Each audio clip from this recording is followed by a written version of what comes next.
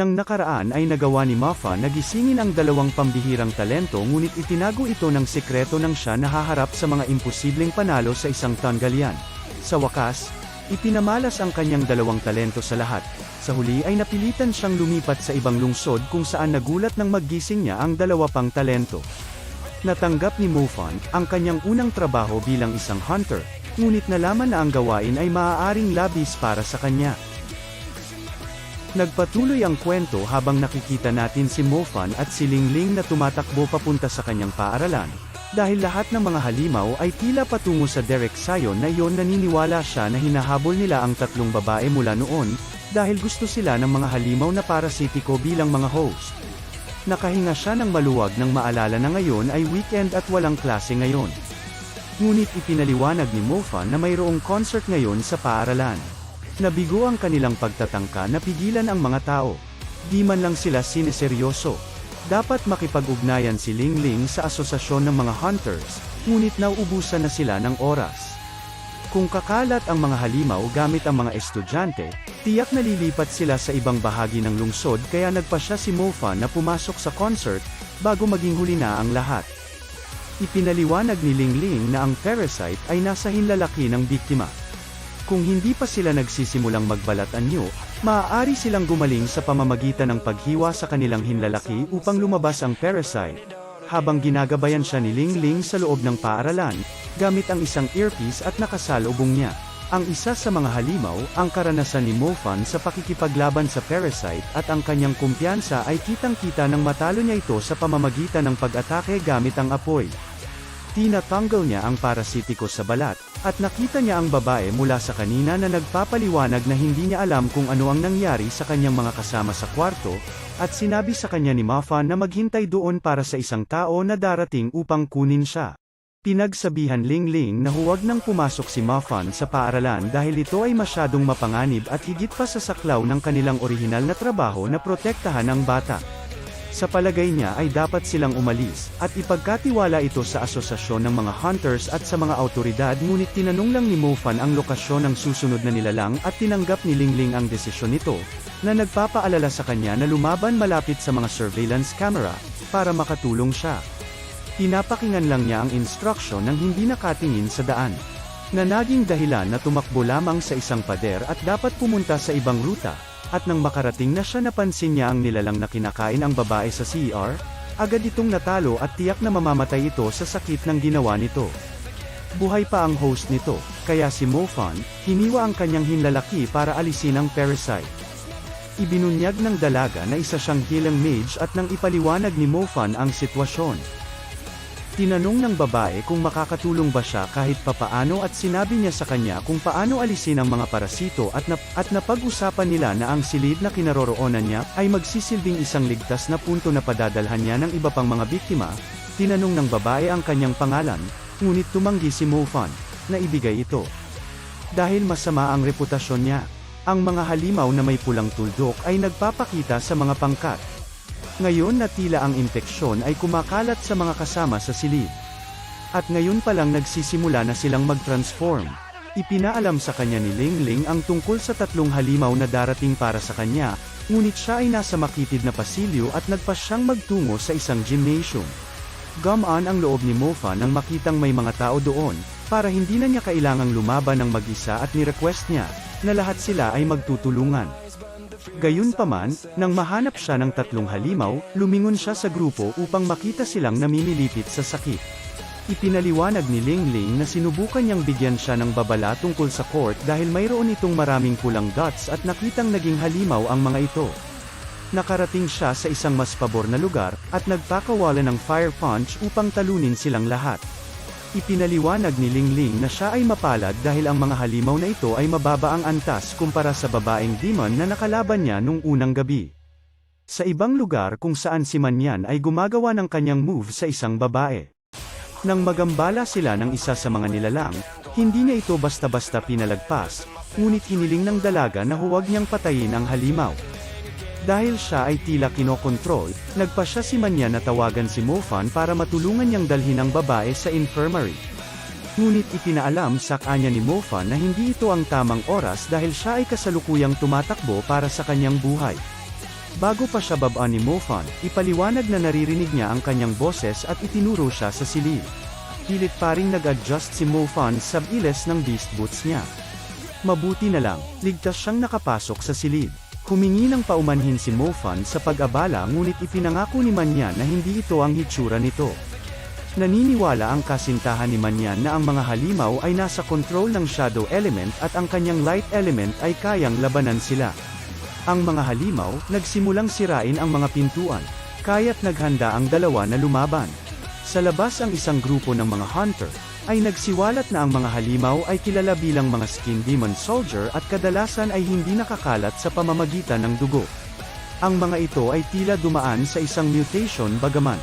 Kapag naramdaman ng mga halimaw na ito ang nalalapit na sa kapahamakan, magpapakamatay sila na pinapatay ang kanilang mga host sa prosesong ginagawa, kaya nililipat nila ang kanilang kapangyarihan sa kanilang inang demon.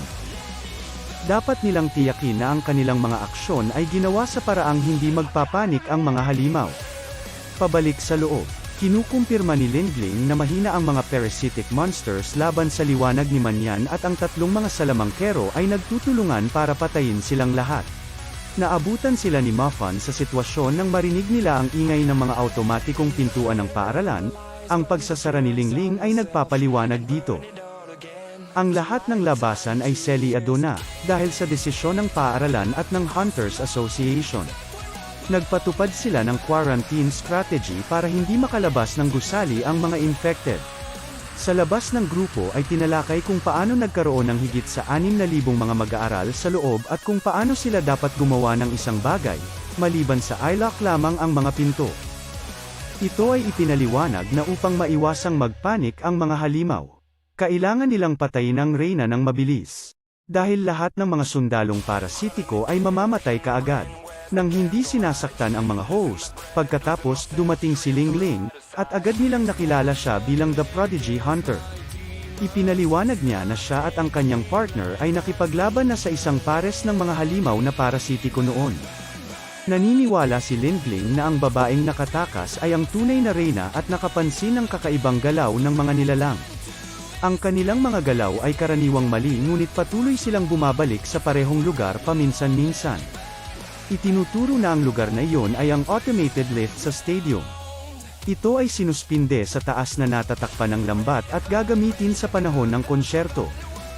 Gusto nilang patayin ang reyna sa lalong madaling panahon ngunit maaari itong lapitan ng hindi nagpapanik ang mga sundalo. Paliwanag ni Lingling, nasa loob na si Mofan sa ngayon at nagpasya ang grupo na siya ang pumatay sa kanya. Nakatanggap si Mofan ng mga papuri matapos iligtas ang ilang babae nang sabihin sa kanila ni Lingling ang sitwasyon. Susubukan niya na patayin ang reyna habang ang mga hunters maghanap ng isang maingat na paraan upang makapasok sa gusali, binigyang ni Lingling ng paalala.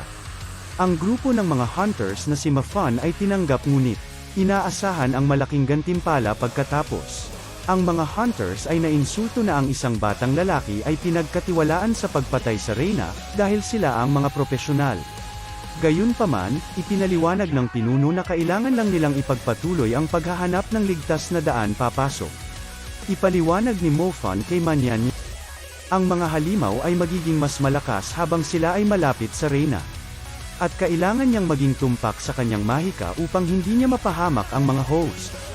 Nagbabala si Manyan na tutulong siya sa abot ng kanyang makakaya. Ngunit kung ang buhay niya ay nasa panganib, si Mofan ay hindi dapat isisi ang bagay na ito sa kanya. Kung hindi siya mananatili, bukod dito ay alam ni Manyan na si Mofan ay nasa loob nito para lamang sa pera at ipinaliwanag niya na gusto niya ang pagkilala. Si Manyan ay nagmula sa isang marangal na pamilya. At ipinaliwanag ang mga miyembro ay dapat na namumukod tangi. Kung kaya niyang lutisin ang krisis at iangat ang reputasyon ng kanyang pamilya, mamahalin siya ng mga ito. Alam ni Mofan na ang paglutas sa krisis ay walang magagawa para sa kanyang malungkot na reputasyon at pumayag na hayaan si Manyan na kunin ang kredito. Bilang kapalit humiling si Mofan ng pakpak para sa kanyang kapatid. Ngunit sabi ni Manyan kay Mofan na humiling ng ibang magical item at si Manyan ay nagulat ulit, dahil sa ito ay nagkakahalaga ng 10 millions. Kalaunan ay nagkasundo. Sa concert pinapakita na ang lahat ay nagkakasiyahan maliban sa isang kawawang babae na nag-iisa sa banyo. Nagtataka si Manyan kay Mofan kung siya ay natatakot ngunit ipinaliwanag niya na siya ay hindi dahil siya ay higit na malala ang pinagdaanan. Ilang halimaw lang ang lumitaw, ngunit sinabi ni Manyan na kaya niya ang mga ito. Para mahanap ni Mofan ang Reyna. Pagkatapos umalis si Mofan, ipinapalagay ni Manyan na mayroon siyang ilang uri ng kagamitan tinutulungan siyang magjing anino siya. Si Mofan ay lumitaw.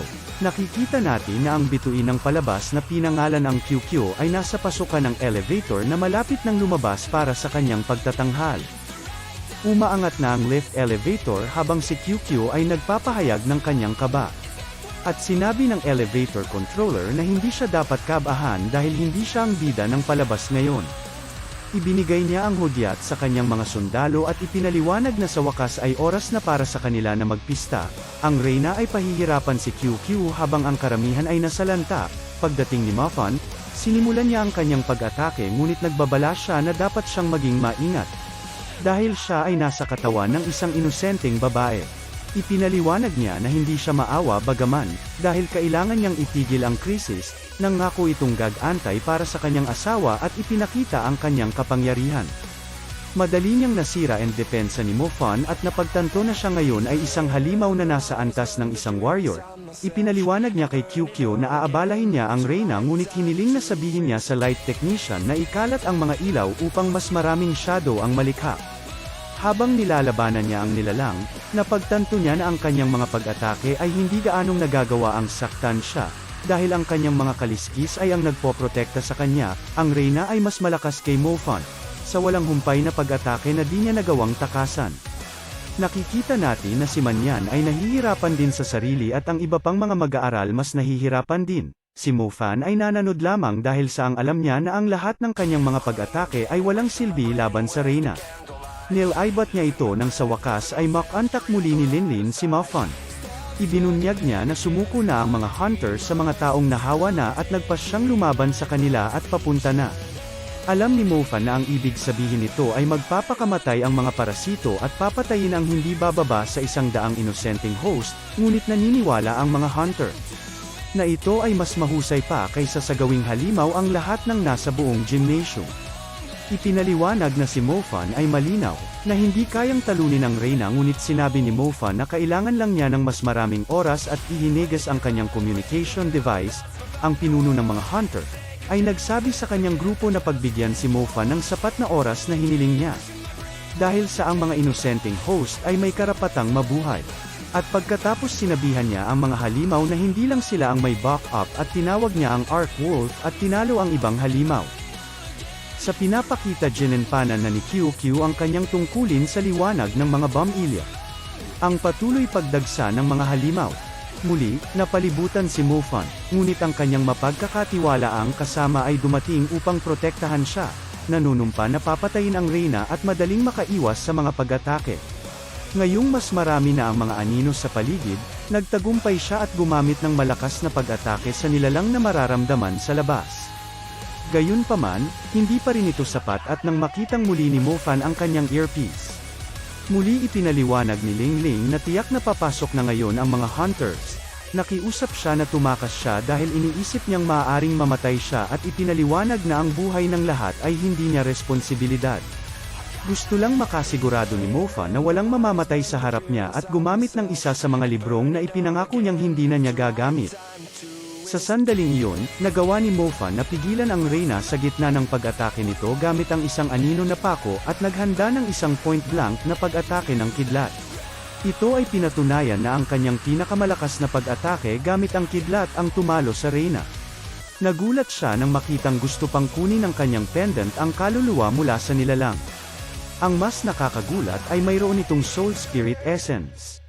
Dahil ang Reyna ay isang halimaw sa antas ng warrior at maaari itong magbenta ng hindi bababa sa 10 milyong yuan, dumating ang mga hunter na handang patayin ang lahat ngunit ipinaliwanag ng Hunter King na tapos na ang lahat.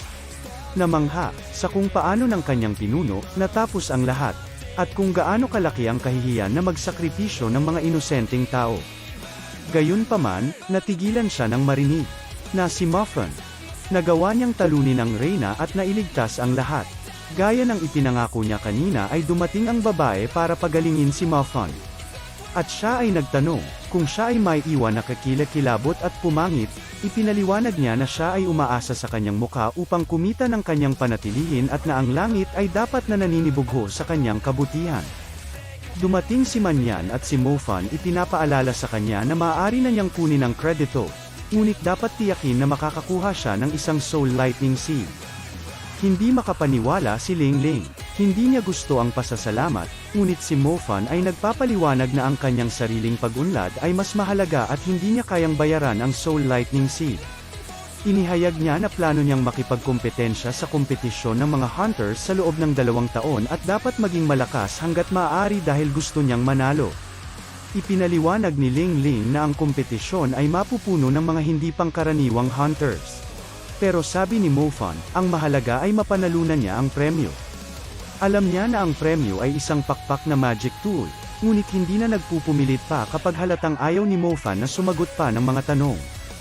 Habang si Mofan ay binubuhat, iniisip niya ang sarili kung paano niya mabibigyan ang isang anghel sa kanyang puso ng isang pares ng mga pakpak. Kinabukasan, nagtataka ang ilang estudyante kung paano nalutas ni Manyan ang krisis, gamit lamang ang light magic at ipinapalagay na mayroon din siyang mga mahiwagang bagay. Siya ang bagong bayani ng paaralan at lahat ng mga babae ay iniisip na siya ay gwapo. Gayunpaman, binanggit ng isang babae na mayroong bulong-bulungan na nagsasabi na si Mofan talaga ang tumalo sa mga halimaw. Ipinaliwanag ni Manyan na makakatanggap ng parangal para sa pagligtas sa lahat. At si Mofan ay makakakuha din ng isa para sa pagtulong sa babae. Sinabi ng babae na si Mofan ang sumagip sa kanila at kumbinsido siya na si Mofan ang tumalo sa reyna sa araw na iyon at nagtataka kung bakit niya hahayaan ang ibang tao na kunin ang kredito. Ngunit kinikilala na siya ay isang medyo kawili-wiling tao sa silid na ipinaliwanag ni Manyan na ang Soul Lightning Seed ay imposibleng mahanap ito sa sandaling ito. Ngunit plano niyang manalo sa isang auction at inanyayahan si Mofan na sumama habang doon ipinahayag ni Mofan na gusto niyang ibenta ang warrior level na essence, na nagpamangha kay Manyan dahil bihira ito. Ang talagang na-curious niya ay kung paano siya nakakuha ng ghost artifact. Walang ideya si Mofan kung ano yun at ipinaliwanag ni Manyan na ito ang ginagamit upang mangolekta ng soul essence. Ang maaaring makuha sa warrior level essence ay nagkakahalaga ng hindi bababa sa 20 milyong yuan, hindi pa rin makapaniwala si Mofan. Ipinaliwanag ni Manyan na ang soul mages lamang ang maaaring mangolekta ng spirit essence ngunit sa pag-imbento ng mga artifact ng mga multo ay maaaring makolekta ng kahit sino. Gayunpaman, ang mga ito ay dumating sa isang matarik na presyo. Ito ay gumagawa lamang ng mas maraming paghahanap ng higit pang mausisa tungkol sa misteryong bumabalot sa kanyang pendant.